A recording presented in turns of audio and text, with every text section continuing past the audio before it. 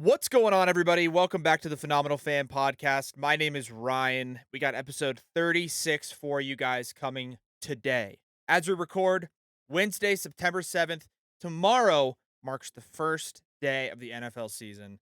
Holy cow, can we be more excited? We love talking football on this show. We love talking all sports, but football season is just so much fun, so electric. We'll go over the college football slate over the past weekend. We'll go over big matchups to look forward to this upcoming weekend. We'll go over the NFL slate. Then we'll get into our predictions. Okay. So hopefully you guys enjoy the episode. If you do, be sure to show us some love on social media, on YouTube, everywhere else. And otherwise, let's just jump straight into the episode.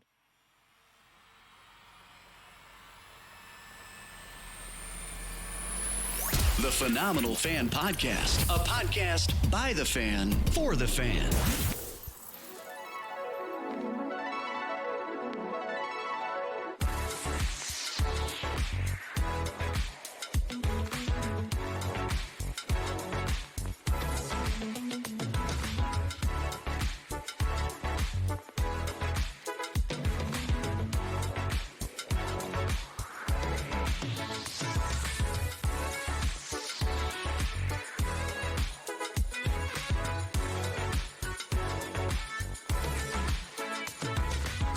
All right, we're back.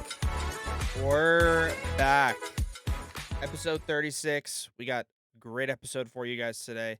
Like I said, we're going to be, you know, just predicting stuff, going over pretty much all things football on this show. We will touch on other sports, and we wanted to start with those other sports because there's a lot of stuff going on in the world of sports in general.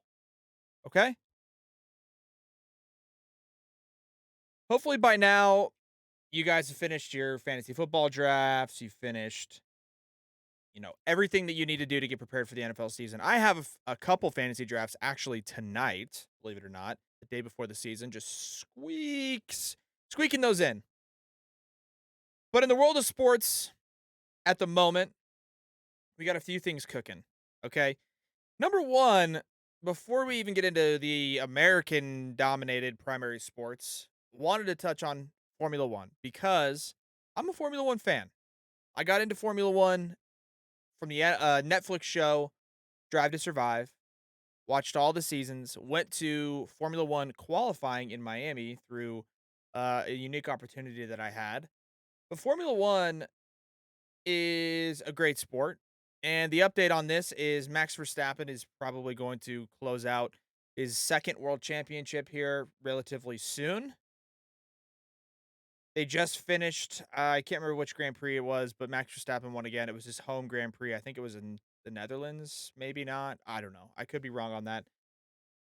But Max Verstappen's going to win the world championship. In the NBA world, Donovan Mitchell got traded to the Cleveland Cavs, leaves the New York Knicks high and dry. The only conversations that had gone on between Utah, I should say, the only conversations that were open about Donovan Mitchell with the Utah Jazz that everybody seemed to know about was the New York Knicks. And at the last second, the Cavs come in, swoop in, they get the guy that a lot of people were looking for, Donovan Mitchell, because the Utah Jazz are on a tear right now, selling off everybody in their franchise. Rudy Gobert, Donovan Mitchell. I mean, they're gonna not. I'd be surprised. I don't know. I can always respect a team that actually has a direction, and there's a very clear direction for the Utah Jazz, and that direction is not winning for a long time, full blown, undisputed rebuild, and at least they know that.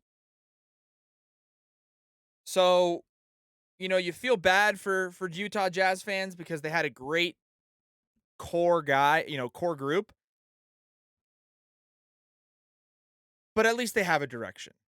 Some other franchises just don't, and they just linger around that 500, a little below 500 mark for like a decade, and it's frustrating because you're like, okay, when are we gonna make the push? Or maybe they make the playoffs a couple times in that decade, just get destroyed in the first round. So, and I get that happens with small market teams, but there's a way for small market teams in every single sport to make an impact. And I think the Jazz, as much as it sucks, that's their direction, and hopefully it works out for them. Who knows? On the flip side, you get all these other talented players, Rudy Gobert, Donovan Mitchell. I'm not great with NFL or with NBA names, I should say, but you get these great players and you give them an opportunity to go somewhere and make an impact because that's all those guys want to do. They want to go to a team that's competing and play meaningful basketball, play meaningful games. So Donovan Mitchell to the Cavs. Baseball is seeing the Big Apple in shambles right about now.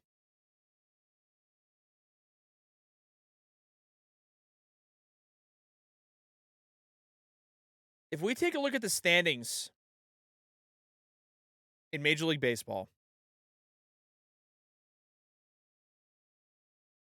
the Yankees, who at one point, I don't know how big the lead was, exact number in the American League East over the Tampa Bay Rays, but it was double digits. For sure, double digits, like 10, 12, 14 game lead. It's down to 4.5. Now, the Rays have been playing good baseball. The Yankees have been playing bad baseball. The Mets and the Braves in the National League East are tied for first place in that division. The Braves have been absolutely on fire. And the Mets have lost 4 in a row. The Mets also at one point had a double digit lead in that division, and it is now tied. New York baseball fans are panicking right now, as they should,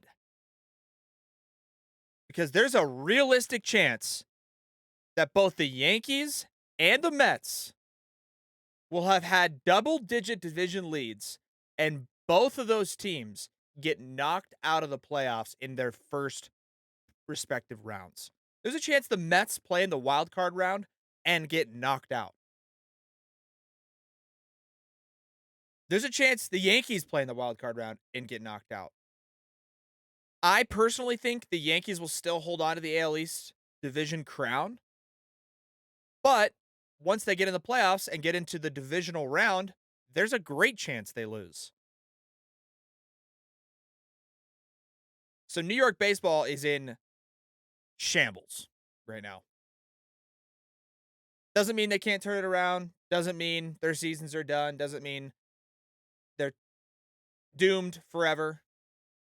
Frank Fleming will tell you otherwise at Barstool Sports. He is convinced that the Mets won't even make the playoffs, which is just bananas.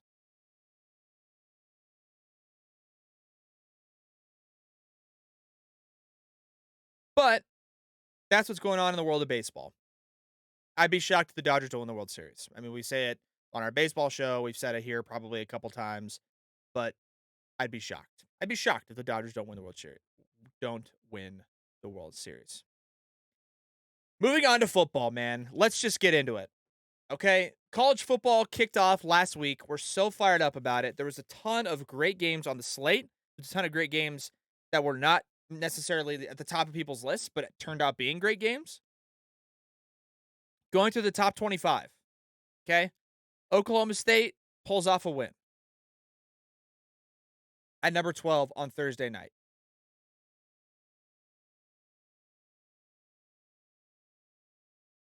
I'm looking to see if I can pull up the AP poll.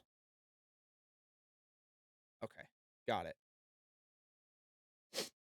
Oklahoma State at 12 wins. Pitt over West Virginia barely wins on Thursday night as a 17 ranked team. Wake Forest beats up VMI. Friday night, Michigan State takes down Western Michigan. And then Saturday, man. Oh, what a slate. What a slate. Number one, Alabama. Roll Tide, baby. I'm an Alabama fan. Yes, I'm a bandwagon. Yes, I have no ties to them.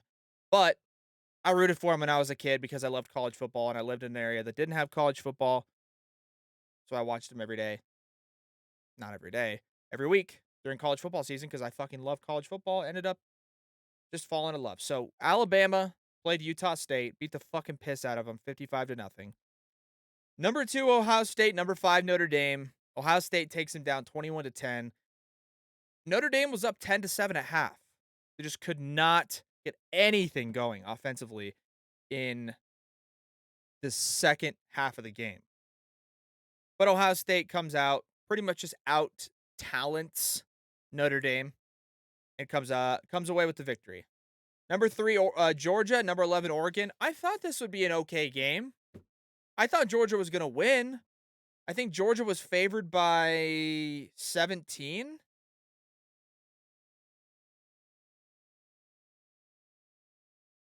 16. Georgia's favored by 16.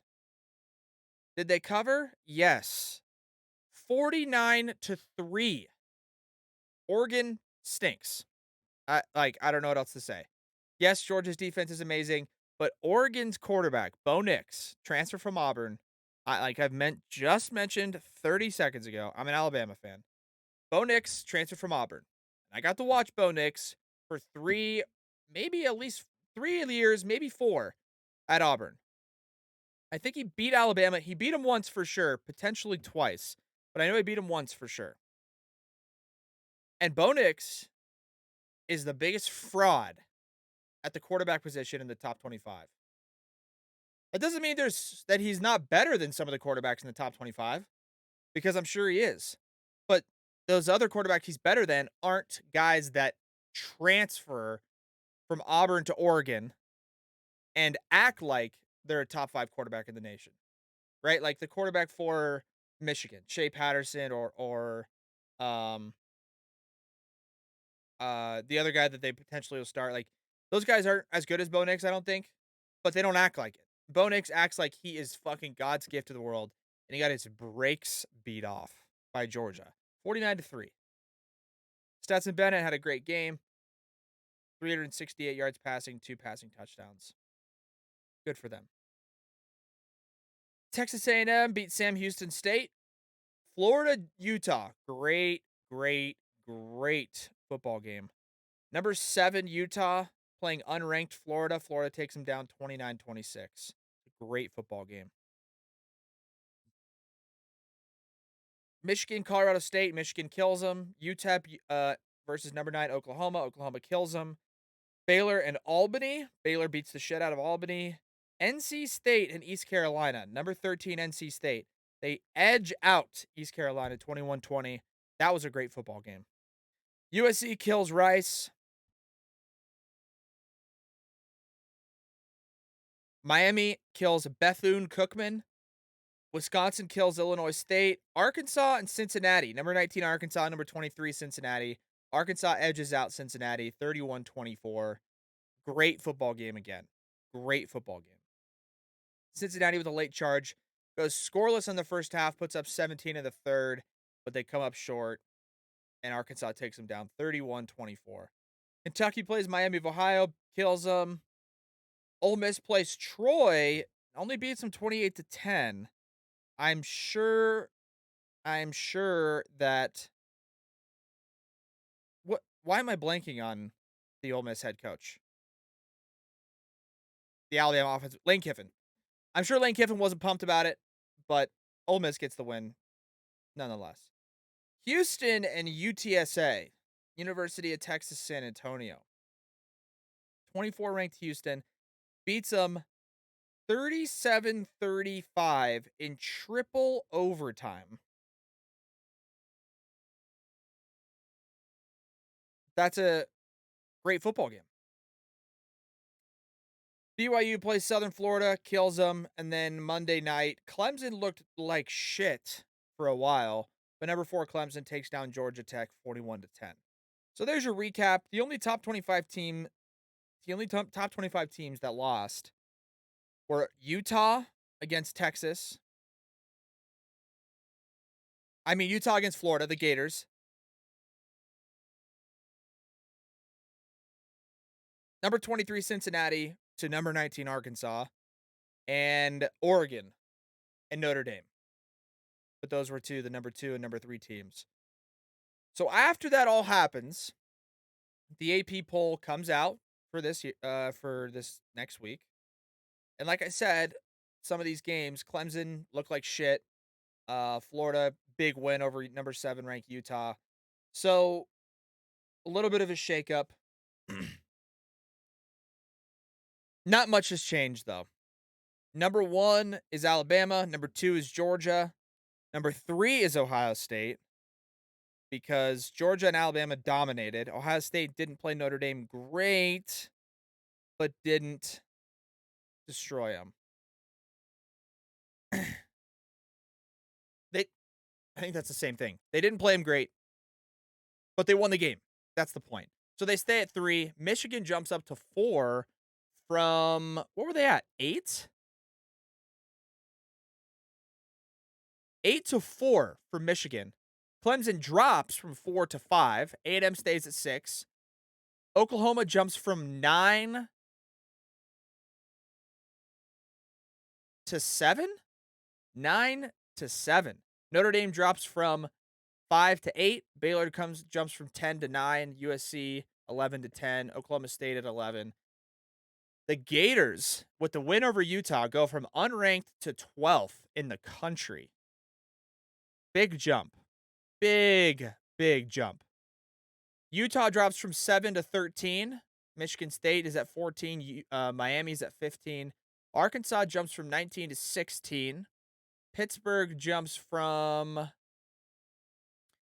17. Oh, they stay at 17. NC State to 19. NC State at 18. Wisconsin 19. Kentucky 20. Baylor 20. Oh my gosh, what am I doing? I see the logo and I just say something differently. Wisconsin 19, Kentucky 20, BYU 21, Ole Miss 22, Wake Forest 23, Tennessee. The Volunteers find themselves in the top 25 at number 24, and then Houston at 25. So nothing there really stands out except Oklahoma jumping from 9 to 7, Clemson dropping from 4 to 5. Ohio State and Georgia swapping, interestingly enough. And then the Gators. Gators jumping all the way up to 12, man. Holy shit. That's a huge jump. I mean, who knows, right? They might have been 26 or 27 if the numbers went that high. But that's a huge jump. So that's the AP standings as of right now. Let's just say, theoretically, the season ended today, which of course it doesn't because we've played one game. But if the college football playoff was going on today, it'd be Alabama playing Michigan, Georgia playing Ohio State, and that would be fucking electric.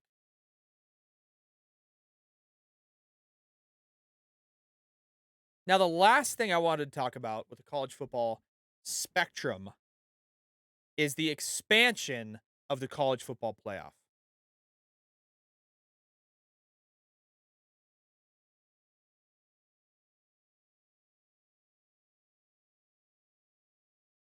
The College Football Playoff Board of Managers has decided on a 12-team college football playoff. 12-team model is expected to start in 2026 after the current contract is ended.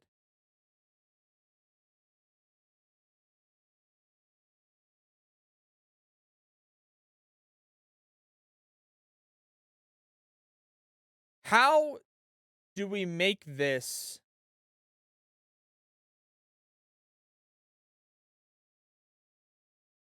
work? How does this going to work for college football? Is the playoff expansion good for college football or is it bad for college football? I say it's fucking awesome for college football. It's amazing. Gives more teams an opportunity to display themselves on a national scale and potentially upset the big name schools that are always getting the edge or always getting the benefit of the doubt to get in the college football playoff. You have teams like University of Central Florida a few years back. They go undefeated. They claim themselves as national champions. And they say, we want Bama, or we would have beat Bama, or all these different things. Put us in the playoff. Now's your opportunity, UCF, or schools like that. You get into the college football playoff as a 12 seed, and you're undefeated, but you're in a bad conference. Run the table. Put your money where your mouth is. And I think what this is going to do more than anything is show truly what it takes to be a champion. Because I think at the end of the day, only playing 2 games, it doesn't allow for teams any sort of margin for error, right? You can have a bad half in these expanded playoffs and still say, you know what, if we just can somehow manage a win, we have the opportunity to play another game next, and it's not, the championship against the best team in the country.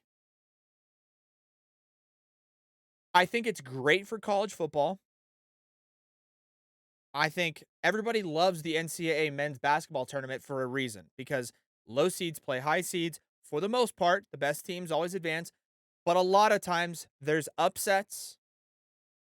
There's teams that shouldn't there's teams that shouldn't find themselves deep into the tournament that are. And that's the beauty of sports in general, not just college sports. But the fact that it's college is even better. And guess what that means? More meaningful college football at the end of the year, around the holidays, more bowl games, more meaningful games on campuses. And let me just tell you, it's great because I love football. I want to see more football. And it's going to allow for teams that maybe get hosed by the system or have two horrible, not horrible. It's going to allow for teams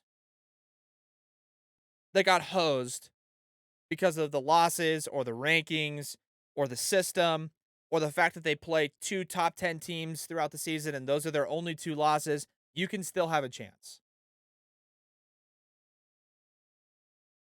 So, I love it. I think 12 is a good number. I don't think they should expand any more than 12. I was hoping to see 8 as the first initial round of expansion, but 12 is fine. Let's keep it there for like a decade at least or more.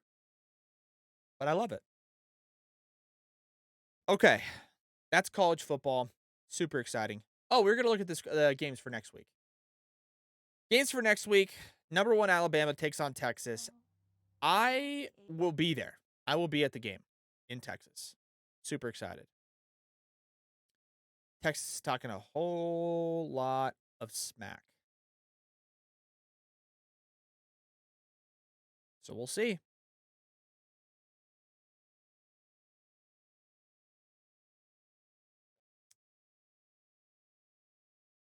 The rest of the slate, as far as top 25 matchups go, I mean, a lot of these teams play some really, really bad teams. Tennessee is playing Pittsburgh, number 24 Tennessee against number 17 Pittsburgh. That'll be a good game.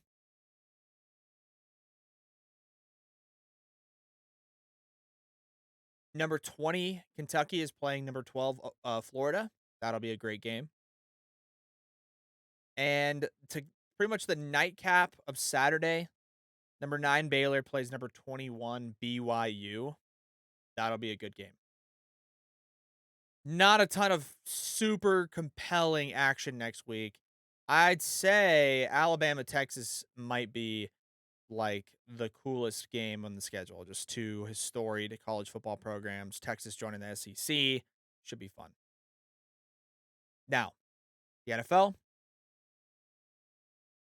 it's time to talk about it.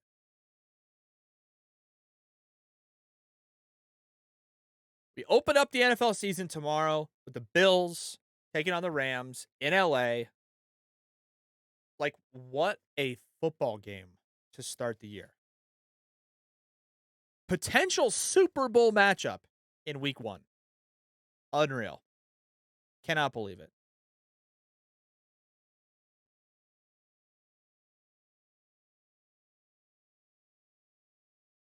So excited. Cannot overstate how excited we are. Everybody's excited. It's so much fun, man. We love the NFL. We love it. We love it. We love it. But that being said, with the NFL season starting, we wanted to make our predictions for the entire season.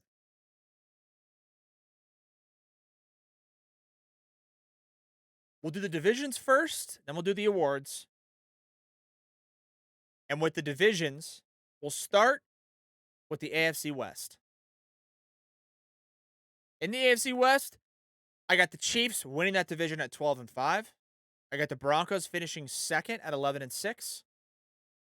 I got the Raiders finishing third at 10-7, and I got the Chargers finishing fourth at 9-8. Not going to dive too much into those explanations, but before I hear anything from anybody about, dude, what? The Chargers are so loaded. They're so stacked. Guess what? They were last year. Guess what? They were in 2006 when they went 14-2. Justin Herbert, incredible quarterback talent, but he's still young and he still plays for a franchise that has horrible ownership, renting out a stadium from another team, and it has historically done nothing but choke in December. So the Chargers have done nothing for me that has proven that they will make the postseason this year.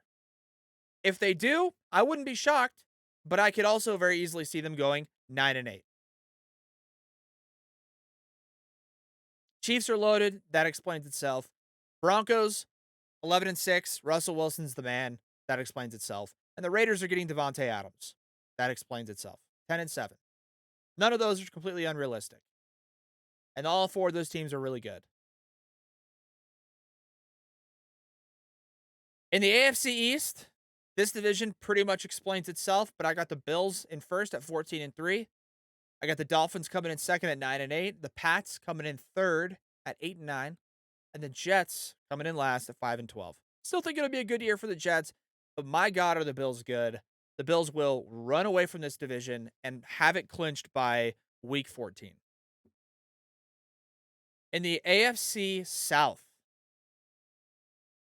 I have the Tennessee Titans winning that division by one game at 11-6. I got the Colts in close second at 10-7. Okay, I think the Colts are going to be pretty good this year. The Jags are coming in third at 7-10, and the Texans are going to mop up at 1-15 in the NFC. In the AFC South, I think the Colts are going to be pretty solid. Matt Ryan and Jonathan Taylor in the backfield. It's going to be a good combination. I just don't think it's going to be enough to stop the Titans with the defense, Derrick Henry, and everything else. Last division in the AFC is the AFC North.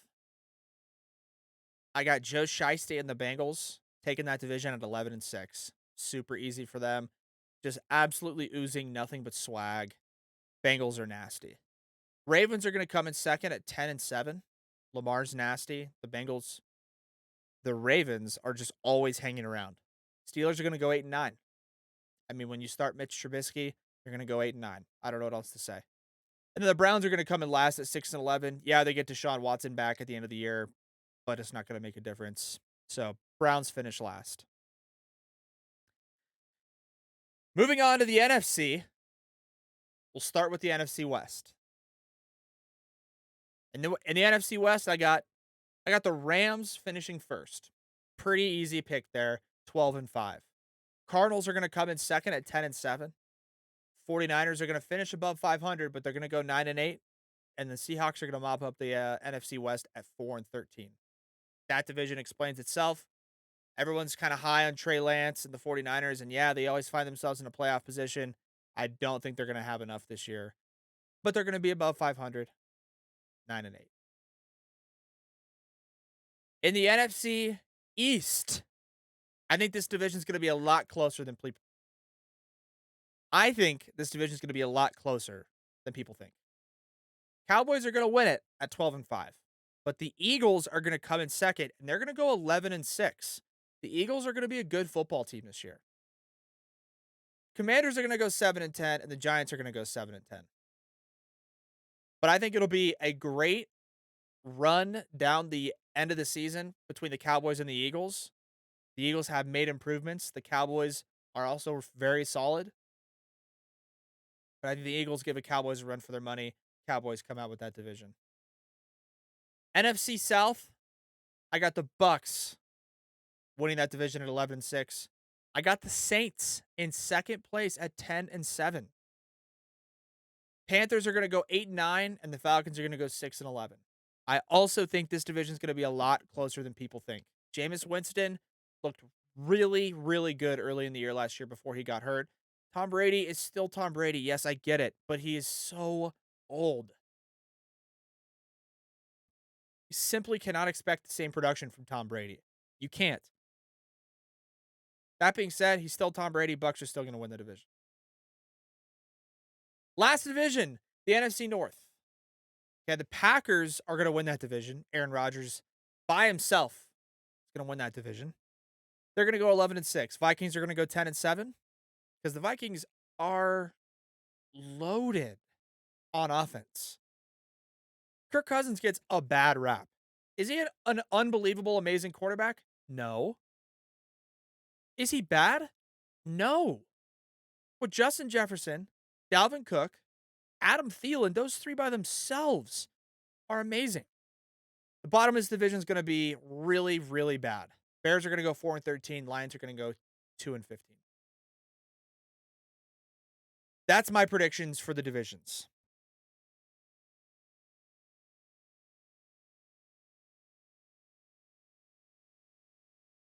To recap, Chiefs win the West, Bills win the East, Titans win the South, Bengals win the North.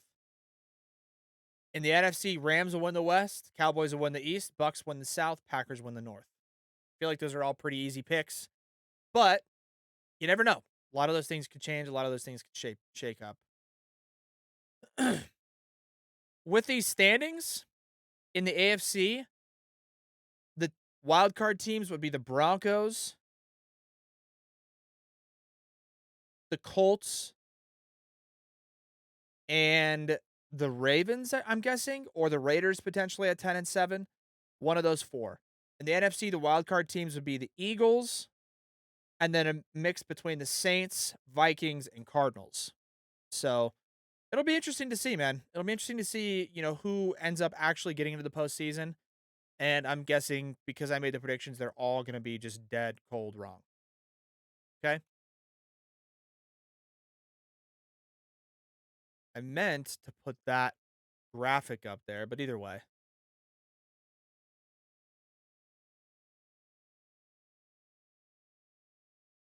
Moving on to the NFL awards for this season.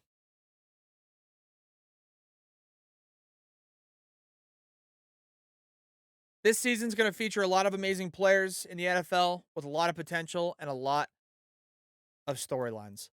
That being said, Russell Wilson is going to win the MVP this year. I think he shows up in Denver. I think he's super motivated. I think he's got weapons on weapons on weapons. I think he puts up enough of a season to take home the MVP. I like Russell Wilson at plus 1400. I think that's great value. Russell Wilson for NFL MVP.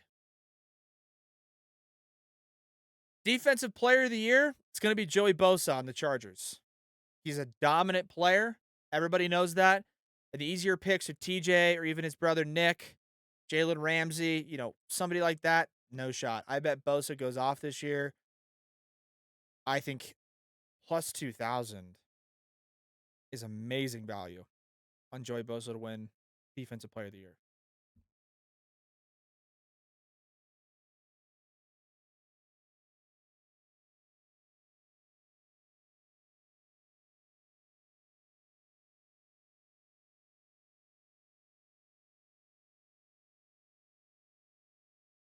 Comeback Player of the Year.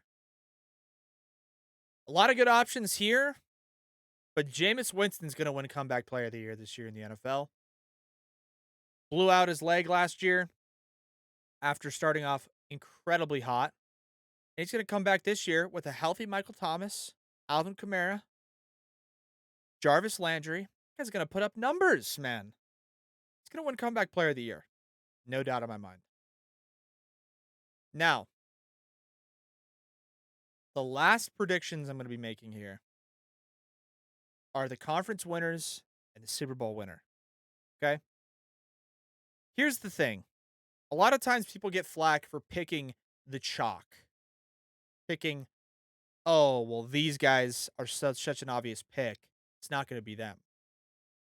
And that's a decent strategy in a lot of cases, except for football. If you have better players than the other teams, you're going to win a lot of the time, almost every time. When you have better players that are also better fundamentally, like the skill is there, the fundamentals are there, the mental approach is there, with a great head coach, you're going to win a lot. That being said, my prediction for my prediction for the AFC champion is the Buffalo Bills. Again, a lot of people are going to say easy pick. It is what it is. But the Bills are leaps and bounds better than everybody else. Their offense is going to be just as deadly as Kansas City. Their defense is going to be the best in the league, if not top three.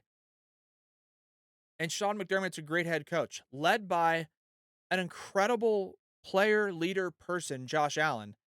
In a year coming off of devastation against Kansas City, if they get that number one seed, and they get home field advantage with a bye week, nobody is stopping the Buffalo Bills. Nobody. Bills are going to win the AFC.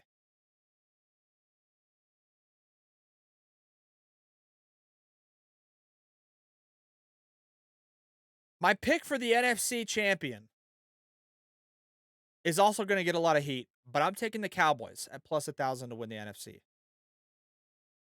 But the Cowboys choke every year. Yeah, they do. Okay? I got nothing to say there. I got no defense for that. But I just like the Cowboys and I like teams with really solid defenses. Cowboys have a really good defense. Combined with Dak Prescott, who I think is a really good quarterback and a great leader, weapons all around, I think the Cowboys take the NFC. I really do. I like the Cowboys, man. I don't actually like root for them. I'm just saying I think the Cowboys are going to be good, man. I think they're going to be a good team. And last but not least, Super Bowl pick. Last but not least, certainly not last but not least, because it's the last, but it ain't the least pick. It's the most important pick of them all. My pick for the Super Bowl champions of the 2022-2023 NFL season is the Bills. Again, it's a chalky pick, and people say, dude, it's not going to be the team with the best odds. I think it is. I don't see anybody else in the NFL giving them a ridiculously hard challenge that they can't take on. If they find themselves in a shootout in the playoffs with Kansas City like they did last year, they're going to be more prepared. On top of that, that game had a lot of impact on the home field away, stuff. The Bills were away and they theoretically like should have won that game. I mean, they really should have won that game. If they get home field advantage, they are going to coast through the playoffs and find themselves in the Super Bowl. And there's nobody on the NFC side that is better than the Buffalo Bills. So the Bills are going to win the AFC East. The Bills are going to win the AFC conference, and the Bills are going to win the Super Bowl. That's my prediction for the Super Bowl champions 2022-2023 NFL season. That's it. My predictions. And that's also going to do it for us. If you guys enjoyed this episode, thank you very much for tuning in. And be sure to give us some love on social media: Instagram, Twitter, TikTok. If you're listening on Spotify or Apple Podcasts, we appreciate it. If you're not, check us out on Apple Podcasts and Spotify. Check us out on YouTube. Full episodes always go up on YouTube, along with snippets.